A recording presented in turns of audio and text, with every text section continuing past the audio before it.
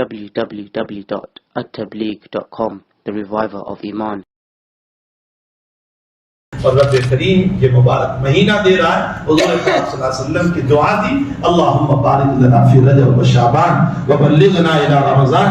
اے اللہ ہمارے رجب میں برکت دے, شعبان میں برکت دے, اور ہمیں اے اللہ رمضان کی انوار سے مالا مال فرما دے.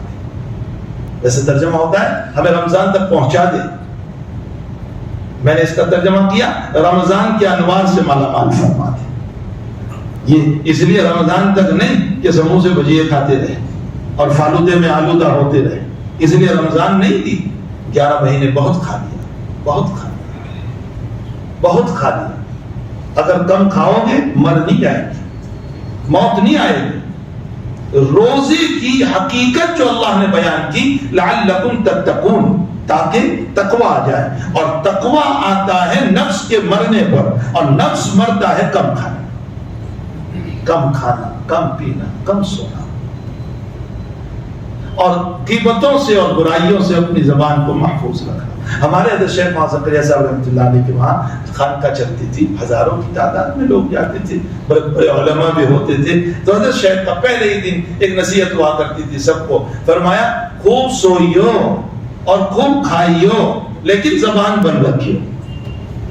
کھاؤ بھی سو بھی کوئی حرج نہیں, لیکن برائی نہ کرنا, اپنی زبان کو محفوظ رکھنا. بعض علماء کے نزدیک غیبت کرنے سے روزہ ٹوٹ جاتا ہے. ہاں, امام احمد بن حنبل اور بعض اکابر کے وہاں غیبت کرنے سے روزہ ٹوٹ جاتا ہے. بعض اکابر فرماتے ہیں روزہ ٹوٹتا نہیں. ہمارے ائمہ یہ فرماتے ہیں کہ روزہ نہیں ٹوٹتا, لیکن روزے کے انوار و برکات ختم ہو کر سوائے بھوک کے پیاسے رہنے کے کچھ نہیں ملا. ایسے ہی ہے. تو اپنی رمضان کو رمضان کا معنی ہوتا ہے جل جانا. رمضان جل جانا. رمضان گناہوں کو جلانے والا ہے, اور ہمارا حال یہ ہے کہ ہم گناہ کرتے ہیں. ہمارے نوجوان جو ہیں رمضان کیا آتا ہے دور دور تک کھانے جاتے ہیں, رات تفریح میں گزارتے ہیں, بازاروں میں گھومتے ہیں, حالانکہ رات تو عبادت کے لیے تھی کہ ہم تراویح پڑھتے. نبی اکرم صلی اللہ علیہ وسلم نے فرمایا من قام رمضان ایمانا و احتسابا غفر له ما تقدم من ذنبه. جو رمضان کی راتوں میں تراویح پڑھتا ہے ایمان اور اخلاص کے ساتھ, اللہ اس کے اگلے سارے گناہوں کو معاف کر دیتا ہے. تو تراویح کو اخلاص کے ساتھ پڑھا. یہ مت دیکھو کہ کہاں جلدی ہوتی ہے وہاں پڑھنے چلے جائیں. اور یہ بھی غلط طریقہ ہے کہ 3 پارے والی مسجد میں چلے جاؤ اور پھر 11ویں روزے سے گھومتے رہو. یہ بھی غلط طریقہ. یاد رکھو پورے قرآن کا سننا ایک مستقل سنت ہے, اور تراویح کا پڑھنا ایک مستقل سنت ہے. 2 سنتیں الگ ہیں. اگر آپ نے 10 رمضان تک میں 3 پاروں میں قرآن کو ختم کر لیا ہے تو دوسرے عشرے میں دوسرا قرآن پڑھ لو, تیسرے عشرے میں تیسرا پڑھ لو. کیا بگڑ جائے گا ہمارا. 11 مہینے بہت گھوم گھام کر ہم نکالتے ہیں, اور خصوصاً ایک تیسری بلا اور وبا جو ہمارے جوانوں میں چلی ہے وہ کرکٹ. رمضان کی راتوں میں کرکٹ کھیلنا, والی بال کھیلنا, IPL کے مسئلے بہت سنا, بہت دیکھا, بہت غفلت اپنے دلوں پر لے لی.